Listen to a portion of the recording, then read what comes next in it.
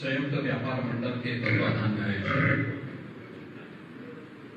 गोरखपुर के विभिन्न व्यापारिक संगठनों के आज के इस सम्मेलन में कार्यक्रम की अध्यक्षता कर रहे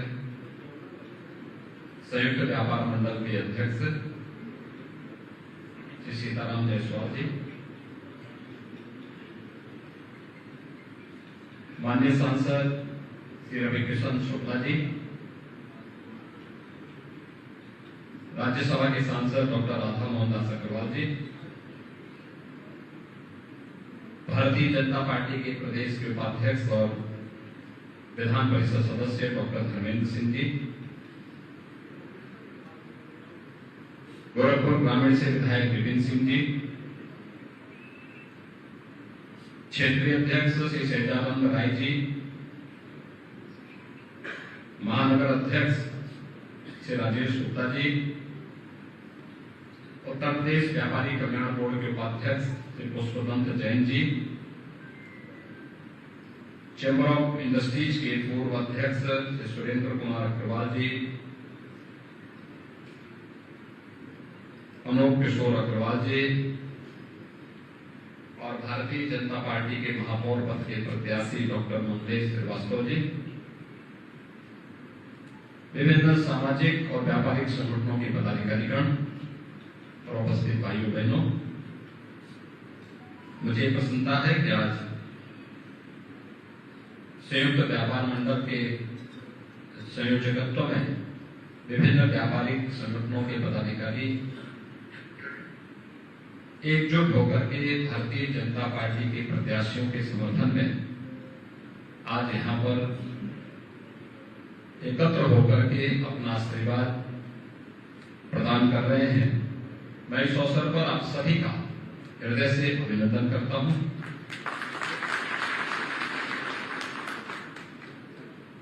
हम सब जानते हैं व्यापार के लिए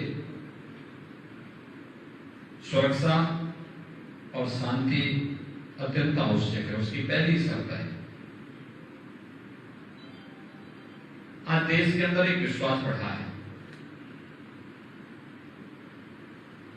व्यापार और उद्योग के क्षेत्र में प्रधानमंत्री मोदी जी के नेतृत्व में अनेक रिफॉर्म हुए हैं। दुनिया के अंदर भारत की साख बढ़ने से आज वैश्विक बाजार भी भारत के लिए पूरी तरह से खुला हुआ है। इसका प्रभाव भारत की प्रति व्यक्ति आय पर, भारत के नागरिकों के जीवन स्तर पर बढ़ा है। और अगर इस दृष्टि से हम देखें तो उत्तर प्रदेश और गोरखपुर आज अपनी एक नई आभा के साथ आगे बढ़ा है। मुझे याद है आज से 25 साल 30 साल पहले क्या स्थितियां थी। गुंडा टैक्स वसूली होता था, रंगदारी वसूली होती थी, व्यापारियों की संपत्तियों पर, उनके प्रतिष्ठानों पर, गरीबों की संपत्ति और उनकी जमीनों पर कोई भी गुंडा, कोई भी माफिया और कोई भी सत्ताधारी दल का व्यक्ति जबरन कब्जा कर लेता था। लेकिन आज उत्तर प्रदेश इस अराजकता से मुक्त हुआ है। कानून का राज रहेगा। कानून का राज है तो कानून के राज का मतलब बिना भेदभाव के हर नागरिक को सुरक्षा की गारंटी होना है। और वह आपने देखा होगा, देखते ही देखते उत्तर प्रदेश के बारे में लोगों की धारणाएं बदली। आज देश और दुनिया का कोई ऐसा निवेशक नहीं जो निवेश का इच्छुक हो और उत्तर प्रदेश की ओर आशा भरी निगाहों से न देख रहा हो। ये व्यापार के लिए बहुत अच्छी स्थिति, निवेश के लिए बहुत अच्छी स्थिति आज के दिन पर उत्तर प्रदेश में है। और इसीलिए मैं आप सबसे अपील करने के लिए ही आया हूं। हमेशा अपनी वैचारिक प्रतिबद्धता के नाते भारतीय जनता पार्टी के चुनाव चिन्ह कमल के फूल के साथ अपने आप को जोड़ते रहे हैं। हमेशा आप लोगों ने इसको सकारात्मक भाव के साथ लिया है और अक्सर लोकसभा और विधानसभा के चुनाव के दौरान स्वतःस्फूर्त भाव के साथ हमारे व्यापारिक संगठन, औद्योगिक संगठन भारतीय जनता पार्टी के समर्थन में सहयोग करने के लिए उतावले दिखाई देते हैं। लेकिन ये जो तीसरा जो सदन होता है, ये तीसरी सरकार होती है, जिसको हम उपेक्षा के भाव से देख लेते हैं, जबकि उतनी ही गंभीरता इसमें भी दिखनी चाहिए। ये गंभीरता इसलिए क्योंकि केंद्र और राज्य शासन के स्तर पर जो पैसा आएगा उसको जमीनी धरातल तक पहुंचाने और प्रत्येक नागरिक के जीवन में परिवर्तन लाने का जमीनी धरातल का कार्य अगर किसी को करना है तो हमारे स्थानीय निकाय की संस्थाओं को, नगर निकाय की संस्थाओं को करना होता है। नगर निकाय में अच्छे लोग रहेंगे, अच्छा बोर्ड रहेगा तो तेजी के साथ बुनियादी सुविधाएं मिलेंगी, सुरक्षा का बेहतर वातावरण बनाने में लोग योगदान देंगे, स्वच्छ और सुंदर वातावरण बनाने में लोग अपना योगदान दे पाएंगे। और अगर गलत लोग रहेंगे तो फिर जो पैसा आएगा भी या तो आएगा नहीं, आएगा भी तो उस बंदर बांट हो जाएगा। बंदर बांट से या रुचि लेकर के उन कार्यों को जमीनी धरातल तक पहुंचाने के लिए और हर जनता को बुनियादी सुविधाएं उपलब्ध हो, बिना भेदभाव के उपलब्ध हो, इस दृष्टि से भारतीय जनता पार्टी का बोर्ड नगर निकायों में भी बने, जिससे ईज ऑफ लिविंग के लक्ष्य को प्राप्त किया जा सके, हर व्यक्ति के जीवन को अत्यंत आसान बनाया जा सके, उसको बुनियादी सुविधाएं उपलब्ध कराई जा सके और शासन की योजनाओं को ईमानदारी के साथ उन घर गरीब तक पहुंचाने का, हर व्यापारी तक पहुंचाने का कार्य भी हो सके। इस दृष्टि से डबल इंजन के साथ अब ट्रिपल इंजन भी आवश्यक है। और ये तो एक समय था जब शहरी क्षेत्र में बहुत योजनाएं थी, न स्मार्ट सिटी की थी, न अमृत की थी, न आवास योजना की थी, न स्वच्छ भारत मिशन में शौचालय की योजना थी, न स्ट्रीट वेंडर की कोई योजना थी, सिटी सर्विलांस की भी कोई योजना नहीं थी। आज नए परिप्रेक्ष्य में हमारे शहर भी वर्ल्ड क्लास सिटी बने, स्मार्ट सिटी बने, सेफ सिटी बने। इस परिकल्पना को साकार करने के लिए आज एक कार्यक्रम प्रारंभ हुआ है। भारत सरकार ने देश के अंदर 100 शहरों को स्मार्ट सिटी बनाने का लक्ष्य रखा। उसमें से 10 यूपी के, 7 अन्य म्युनिसिपल कॉर्पोरेशन ऐसे थे जिन पर किसी भी व्यवस्था में चेंज नहीं हुआ था। हमने स्टेट स्मार्ट सिटी मिशन का गठन किया और बाकी 7 को हम लोगों ने अपने साथ लेकर के सभी 17 नगर निगमों को हम स्मार्ट सिटी मिशन के अंतर्गत वर्तमान में डेवलप कर रहे हैं, उन पर कार्य हो रहा है। वहां पर ICCC integrated command and control centre की स्थापना के साथ ही सिटी सर्विलांस सिस्टम को उसके साथ जोड़ने की कार्रवाई, ट्रैफिक मैनेजमेंट को उसके साथ जोड़ने की कार्रवाई, स्वास्थ्य की सुविधा और स्वच्छता के कार्यक्रम को उसके साथ वहां से मॉनिटरिंग करने की व्यवस्था।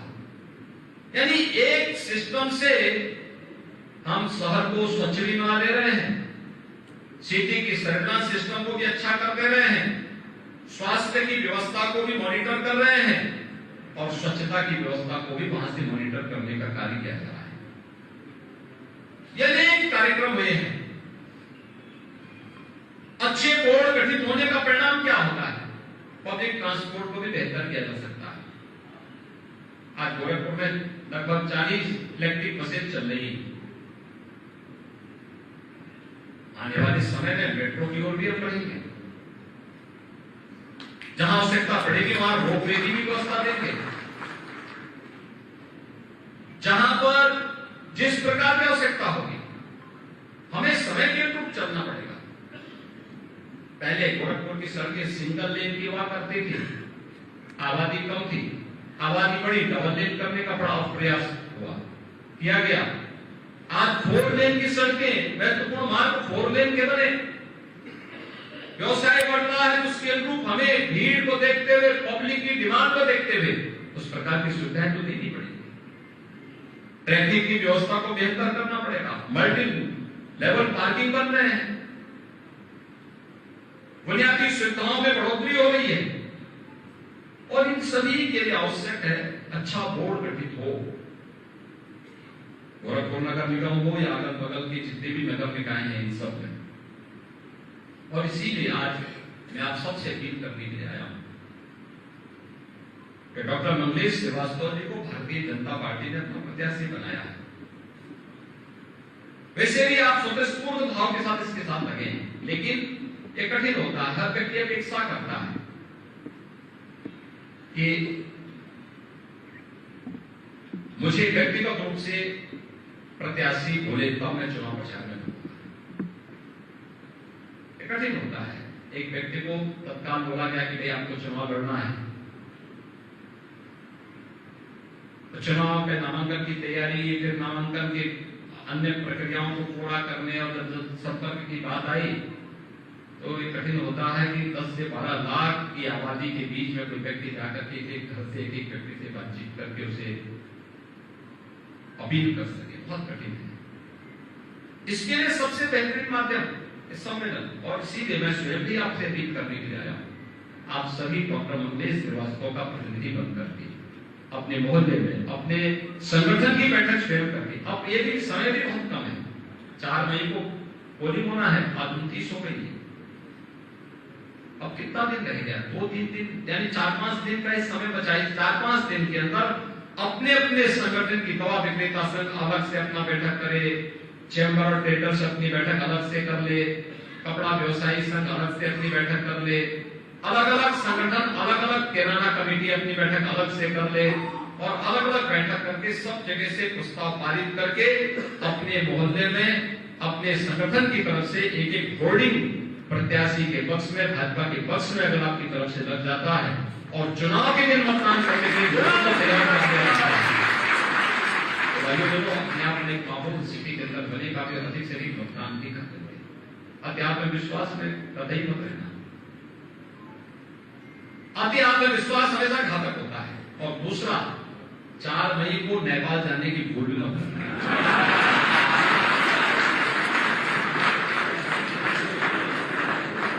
ऑर्डर सीट रहेगा,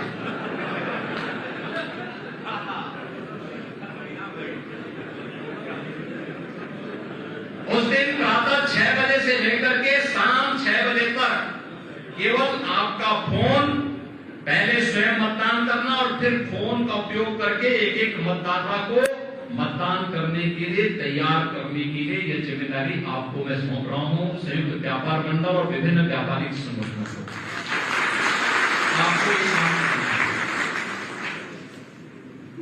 ऐसा नहीं कि जौहर पशुधन की तरह आप दाल खरीदने में नागपुर सीधे जाए, ऐसे आप देख रहे होंगे 90 साल की उम्र में सीताराम जी कितने जोश खरोश से बोले। तो इसलिए मेरी आप सबसे अपील होगी कि चुनाव एक उत्सव होना चाहिए, लोकतंत्र का उत्सव है। कितनी बड़ी बात है, लोकतंत्र ने सबको एक समानता का अधिकार दे दिया। एक वोट, एक कीमत हर एक वोट की, और एक ही पोलिंग बूथ पर जाना है। न जाति, न पंथ, न संप्रदाय, न मत, न मजहब, न छोटा न बड़ा, न महिला न पुरुष, एक ही बूथ पर हर व्यक्ति जाएगा। हर एक के वोट की एक कीमत, यही लोकतंत्र की ताकत है। और इस ताकत का इस्तेमाल करना बेहतरीन तरीके से, सकारात्मक दिशा में, अपने लिए और आने वाली पीढ़ी के बेहतर भविष्य के लिए। और इसीलिए इससे मेरी आप सबसे 4 मई की तैयारी अभी से, और 4 मई को उत्सव के साथ इस कार्यक्रम को आयोजित करना, धूम धड़ाके के साथ चुनाव हो, उत्सव लगना चाहिए, लोकतंत्र का उत्सव है। हम अपनी तीसरी सरकार भी गठित करेंगे और पूरे फुल मेजोरिटी के वोट के साथ गठित करेंगे। इसके लिए गोरखपुर नगर निगम में भी किया है, इन सब के लिए भी मैं अपील करूंगा कि वहां पर व्यापार मंडल वहां पर भी बैठक करके सबसे कहें कि भाई देखो, अब कोई निर्दल लड़ करके या किसी अन्य पार्टी से करके क्या करेगा? जब केंद्र और राज्य में सरकार बीजेपी की है, सुरक्षा और सुविधा की सारी व्यवस्था तो सरकार को देनी है। अकेले व्यक्ति जीत के कर क्या पाएगा? कुछ भी नहीं कर पाएगा, बोर्ड में कोई निर्णय नहीं कर पाएगा। इसलिए अच्छा होगा ऐसा बोर्ड बनाना चाहिए जो निर्णय भी ले सके और जिसकी मॉनिटरिंग भी हो सके, बेलगाम न हो कोई व्यक्ति, और वह केवल पार्टी कर सकती है, भाजपा कर सकती है, और भाजपा इस बात की गारंटी आपको दे सकती है। अन्यथा कोई निर्दल बन जाएगा या कोई ऐसा व्यक्ति जो फिर कभी शकल ही नहीं दिखाएगा, क्या मतलब है इसका? भाजपा एक जिम्मेदार पार्टी है और जिम्मेदारी के साथ लोगों की समस्या का समाधान करने का वादा भी रखती है। संगठन भी है, जनप्रतिनिधि भी है, सभी लोग मिलकर के इस कार्यक्रम को आगे बढ़ाने का कार्य करेंगे और इससे हर एक जगह, हर नगर निकाय में, नगर निगम में, नगर पालिका में, नगर पंचायतों में भारतीय जनता पार्टी का बोर्ड बने और बोर्ड बनाने के बाद जनता की बुनियादी सुविधाओं का समाधान हो, जनता को बुनियादी सुविधाएं मिलनी चाहिए। आपने देखा होगा गोरखपुर सिटी में जल जमाव कितनी भीषण समस्या थी। विगत वर्ष 6 महीने पहले हम लोग लग गए थे, जिस दिन लगातार 48 घंटे तक बारिश पड़ रही थी, उस दिन मैं गोरखपुर में था और जल जमाव नहीं हुआ था। मैं गीता प्रेस रोड पर किराना मंडी में मैं कई बार गया हूं बरसात के दिनों में, जब 1 घंटे की बरसात में 3-3 फुट पानी मैंने लगते हुए देखा। जल जमाव के कारण एक बार जवाहर मशोदर के गोदाम में ही पानी भर गया था, तो 500 बोरा दाल खराब हो गया था। 500 बोरा दाल खराब हुआ था इनका, और 500 बोरा दाल खराब होने के बाद मैं सोचता था इस व्यक्ति को कष्ट होगा, तो मैंने इनसे पूछा, मैंने कहा आपका बड़ा नुकसान हुआ है। इन्होंने कहा नुकसान तो हुआ है। बाद में पता लगा कि उसी को दूसरी दाल में बेच कर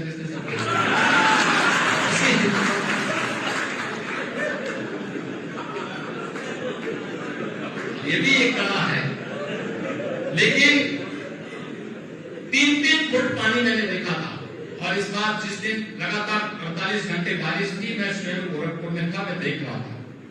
और अब तो आपने देखा होगा जहां जहां भी व्यवस्था सबको हम बेहतरीन तरीके से, एक तो नाले बंद हो रहे हैं, मच्छर की समस्या का समाधान, रामगढ़ ताल की सुंदरीकरण का कार्यक्रम चल रहा है, वो भी एक बेहतरीन पर्यटन केंद्र के साथ साथ परिवार के साथ घूमने की एक अच्छी व्यवस्था।